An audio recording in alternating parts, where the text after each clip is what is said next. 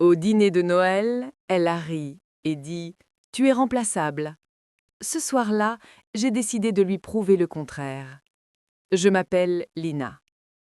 Pendant longtemps, j'ai cru que la famille était un refuge, un endroit sûr, un lieu où, même si le monde te rejette, tu as toujours ta place. J'avais tort. La maison était pleine ce soir-là, trop pleine. Les lumières de Noël brillaient partout, mais aucune ne réchauffait vraiment l'air. Il y avait des rires, des verres qui s'entrechoquaient, des conversations trop fortes. Tout semblait normal. Mais au fond de moi, je sentais que quelque chose allait se briser. Ma sœur Camille était assise en bout de table, comme toujours. Elle avait ce sourire sûr d'elle, celui qui dit « Je suis au-dessus ».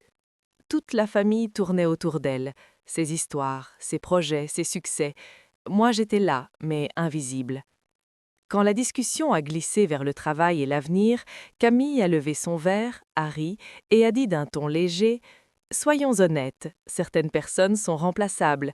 Si elles disparaissent, personne ne le remarque. » Tout le monde a ri. Personne n'a regardé dans ma direction. Personne n'a dit mon nom. Personne n'a dit « ça suffit ». Moi non plus, je n'ai rien dit. J'ai souri. Un sourire calme, trop calme. Celui d'une fille qui a appris à avaler les humiliations sans faire de bruit. Mais à l'intérieur, quelque chose est mort. Ce n'était pas de la colère, c'était pire. C'était la fin de la peur. Cette nuit-là, seule dans ma chambre, j'ai regardé mon reflet dans le miroir. J'ai vu une fille fatiguée de se taire, fatiguée d'être utile sans jamais être reconnue, fatiguée d'aimer des gens qui ne la respectaient pas. Et pour la première fois de ma vie, je n'ai pas pleuré. Je me suis fait une promesse silencieuse. Si je suis vraiment remplaçable, alors ils vont apprendre ce que mon absence coûte. Les jours suivants, je n'ai rien changé. C'était la partie la plus importante. J'ai continué à aider, à répondre aux messages, à faire le travail que personne ne voulait faire. Ils ont cru que j'avais oublié. Ils se trompaient. Notre famille gérait une petite entreprise. Officiellement, Camille était la figure principale. Officieusement, j'étais la colonne invisible. Les contrats, les clients, l'organisation, les problèmes urgents, tout passait par moi. Mais mon nom n'apparaissait jamais. Et ça m'allait, avant. À partir de ce Noël, j'ai commencé à observer, à noter, à sauvegarder. Des emails, des messages, des décisions prises grâce à moi mais signées par elle. Je ne cherchais pas la vengeance bruyante, je cherchais la vérité. Camille aimait parler, elle aimait se vanter, elle aimait croire que tout lui appartenait. Moi, je me taisais, et pendant qu'elle parlait, elle faisait des erreurs. Un soir, elle m'a dit en riant « Lina, si tu pars un jour, je trouverai quelqu'un d'autre en une semaine. » J'ai haussé les épaules. Peut-être. Mais dans ma tête, je pensais « Trouver quelqu'un n'est pas le problème, me remplacer l'est. » Je me suis détachée émotionnellement. J'ai arrêté d'attendre des excuses, de l'amour, de la reconnaissance. Et quand tu n'attends plus rien, tu deviens dangereuse. Ma mère n'a rien remarqué, mon père non plus. Ils étaient trop occupés à admirer Camille. Moi, je construisais ma sortie. Chaque soir, je travaillais tard. Pas pour eux, pour moi. Je préparais une version de ma vie où je n'avais besoin de personne, où ma valeur ne dépendait pas de leur regard.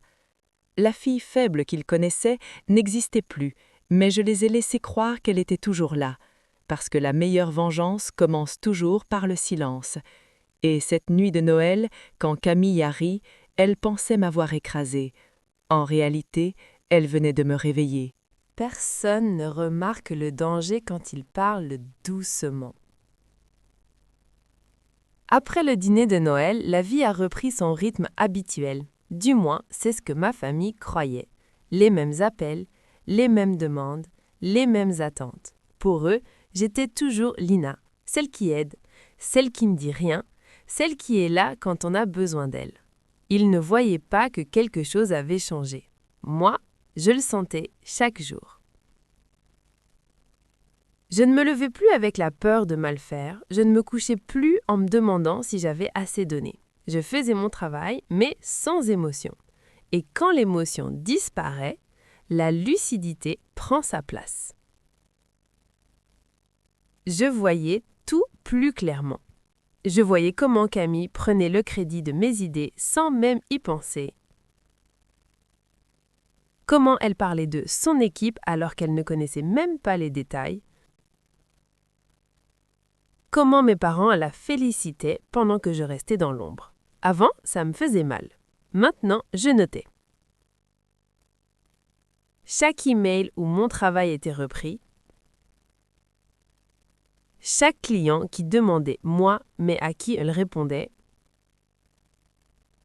Chaque décision qu'elle prenait sans comprendre les conséquences.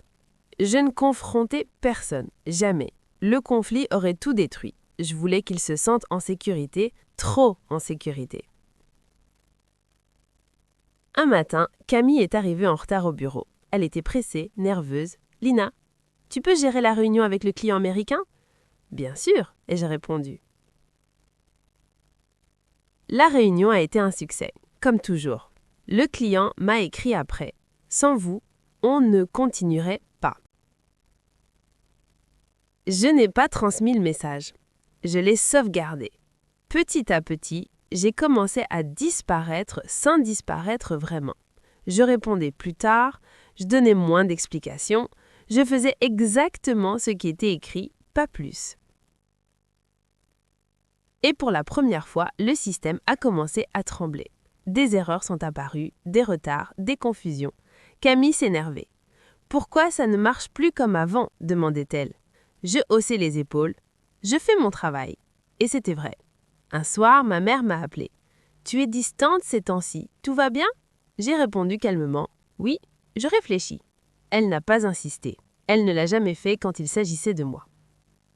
Ce détachement était ma plus grande force. Je ne cherchais plus à être aimée, je cherchais à être libre.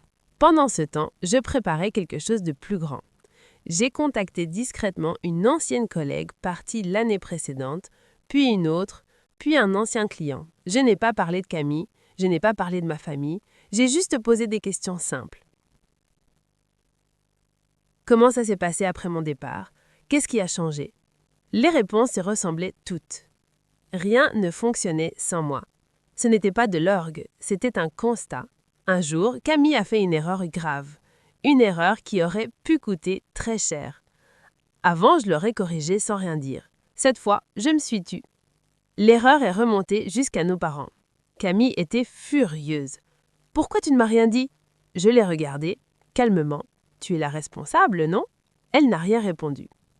Ce soir-là, j'ai compris quelque chose d'important. Ils n'avaient jamais réalisé à quel point ils dépendaient de moi.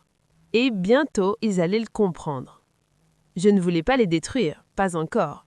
Je voulais qu'ils voient, qu'ils ressentent ce que c'est d'être ignoré, de ne pas être soutenu, de ne pas compter. La vengeance n'était pas encore visible, mais elle avançait. Silencieuse, patiente, inévitable. Et pendant qu'ils riaient encore, pensant que j'étais toujours à ma place, je me préparais à faire le pas qu'ils n'avaient jamais imaginé. Car quand une fille cesse de demander sa valeur, elle commence à la prendre. Le doute est né le jour où mon absence a commencé à faire plus de bruit que ma présence. Je n'avais encore rien fait d'extraordinaire, pas de confrontation, pas de scandale, pas de rupture nette. Et pourtant, quelque chose avait changé dans l'air. Ma famille le sentait, même si elle ne comprenait pas encore quoi.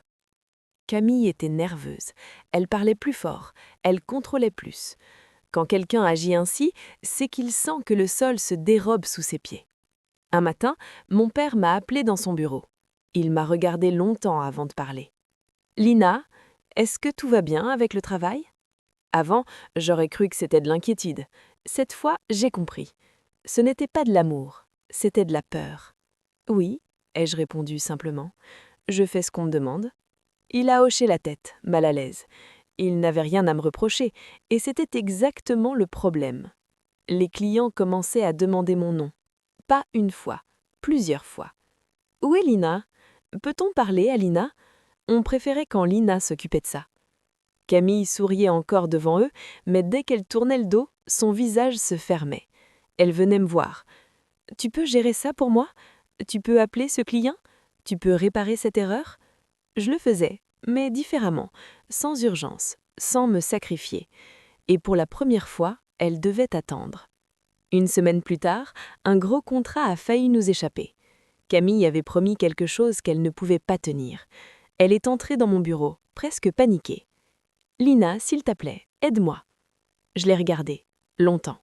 Avant, j'aurais dit oui sans réfléchir. Cette fois, j'ai posé une question simple. « Pourquoi moi? Je suis remplaçable, non ?» Elle a rougi. Elle a ouvert la bouche, puis elle l'a refermée. « Ce n'était pas ce que je voulais dire », a-t-elle murmuré. Je me suis levée. « Alors fais attention à ce que tu dis. » Je l'ai aidée, mais juste assez pour que le problème ne devienne pas public, pas assez pour qu'elle se sente en sécurité. Je voulais qu'elle comprenne une chose. Je pouvais sauver, mais je pouvais aussi laisser tomber. À la maison, l'ambiance avait changé. Ma mère observait plus, elle posait plus de questions. Mon père devenait silencieux. Un soir, au dîner, Camille a essayé de plaisanter comme avant.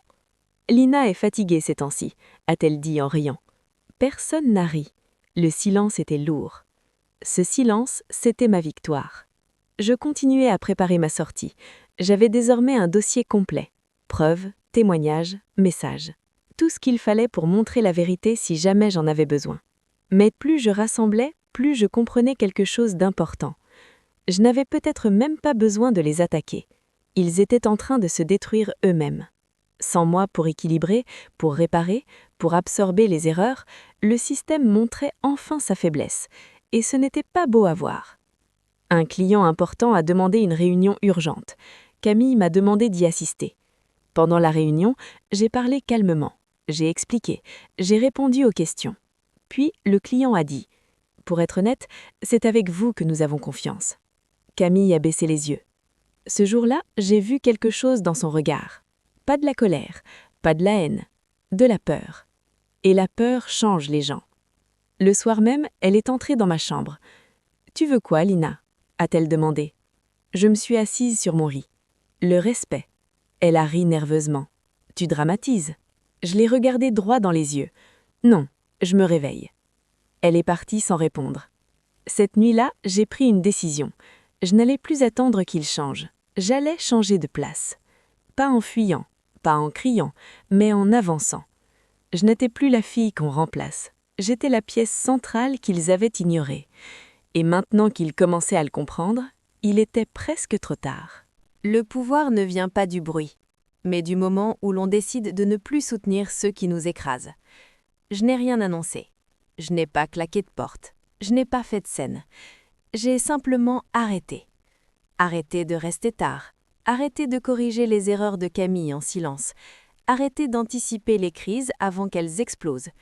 Et tout ce qui tenait grâce à moi a commencé à vaciller. Le premier signe a été minuscule. Un rendez-vous mal préparé, une présentation confuse, rien de grave en apparence, mais je voyais déjà la fissure. Puis, il y a eu un email, un client important qui demandait des clarifications. Camille a répondu trop vite, trop mal, et cette fois, je n'ai pas rattrapé derrière. 2 jours plus tard, ce client a suspendu sa collaboration. Camille est entrée dans mon bureau, pâle. « Tu savais », a-t-elle dit. Ce n'était pas une question. Je l'ai regardée sans émotion. J'ai vu le message, oui. « Pourquoi tu n'as rien fait ?» J'ai haussé les épaules. Ce n'était pas mon dossier. Le silence est tombé entre nous comme une porte qu'on claque. À la maison, la tension était partout. Ma mère parlait trop fort pour cacher son inquiétude. Mon père passait ses soirées enfermé dans son bureau. Les appels téléphoniques se multipliaient. Un soir, il m'a demandé de rester après le dîner. « Lina, l'entreprise traverse une période compliquée. » J'ai hoché la tête. « Je sais. » Il a soupiré. « Ta sœur fait de son mieux. » Cette phrase m'a presque fait sourire. « Moi aussi, » ai-je répondu. Il a levé les yeux vers moi, surpris.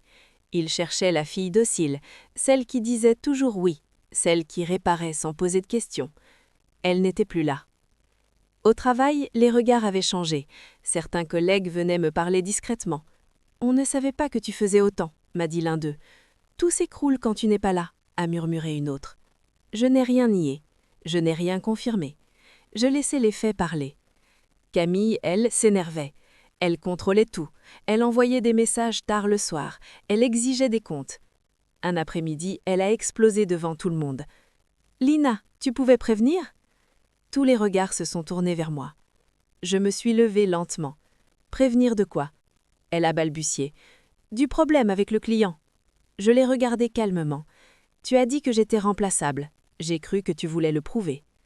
Un silence glacial a envahi la pièce. Ce jour-là, quelque chose s'est brisé définitivement. Le conseil d'administration a convoqué une réunion d'urgence. Pour la première fois, on m'a demandé d'y assister officiellement. Camille était assise en face de moi. Ses mains tremblaient. Quand ils ont posé des questions, j'ai répondu. Sans attaquer, sans accuser, juste avec des faits. Des chiffres, des dates, des décisions. À la fin, l'un des membres du conseil a dit « Il est clair que certaines responsabilités ne sont pas réparties correctement. » Camille a blêmi. Après la réunion, elle m'a suivie dans le couloir. « Tu fais ça exprès ?» a-t-elle caché. Je me suis arrêtée. Non, je fais ce que j'aurais dû faire depuis le début, me respecter. Elle a levé la main comme pour me gifler, puis l'a laissé tomber. « Tu vas tout détruire », elle a murmuré. Je l'ai regardée une dernière fois. « Non, je retire ce que tu utilisais. » Cette nuit-là, j'ai reçu un email, une offre, une vraie, indépendante, loin de leur contrôle. Je n'ai pas répondu tout de suite, parce que je voulais voir jusqu'où ils iraient sans moi. Et le lendemain, quand mon père m'a appelé à son bureau avec ce ton qu'il n'avait jamais utilisé pour moi avant, celui de quelqu'un qui n'a plus d'option, j'ai su que le dernier acte approchait. Le jour où je suis partie, ils ont compris que je n'étais pas partie pour fuir, mais pour gagner. Mon père m'a appelé dans son bureau tôt le matin. Sa voix était différente, plus basse, plus fragile. « Lina, assieds-toi. » Je suis restée debout. Il a évité mon regard. Le conseil, ils veulent réorganiser la direction. Je n'ai rien dit. Ils pensent que Camille n'est pas prête. Toujours ce mot « prête », jamais « responsable ». Et ils m'ont demandé ton avis, a-t-il ajouté. J'ai enfin parlé. Mon avis ne comptait pas quand on m'a humiliée devant toute la famille. Il a fermé les yeux un instant. Ta sœur a fait une erreur. J'ai expiré lentement. Non, elle a fait un choix. Le silence s'est installé. Long, lourd, définitif. « Qu'est-ce que tu veux ?» a-t-il demandé. Cette fois, j'ai souri. Je pars. Il a relevé la tête, surpris. Partir ? J'ai reçu une offre, une vraie, un poste à moi, sans favoritisme, sans famille. Sa voix a tremblé. « Tu ne peux pas nous laisser maintenant. » Cette phrase m'a frappée. Pas « on est désolé », pas « on t'a blessé », juste « on a besoin de toi ». Je me suis penchée légèrement vers lui. C'est exactement pour ça que je pars. Quand Camille a appris la nouvelle, elle est venue me voir, pas pour crier, pas pour attaquer. Pour la première fois, elle n'avait rien. « Tu fais exprès », a-t-elle murmuré.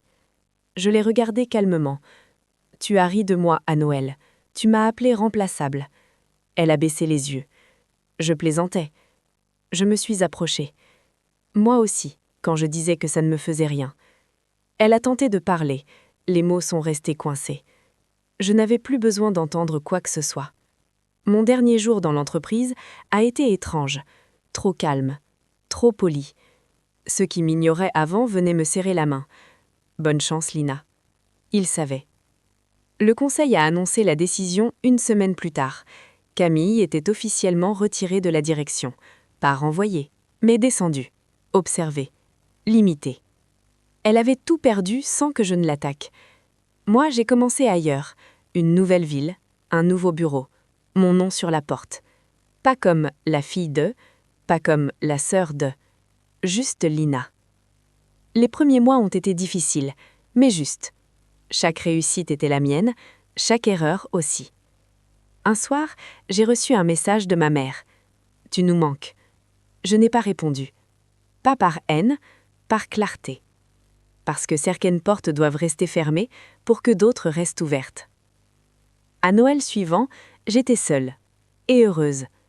Je me suis servi un verre, j'ai regardé les lumières de la ville et j'ai pensé à cette phrase prononcée 1 an plus tôt autour d'une table pleine de sourires faux.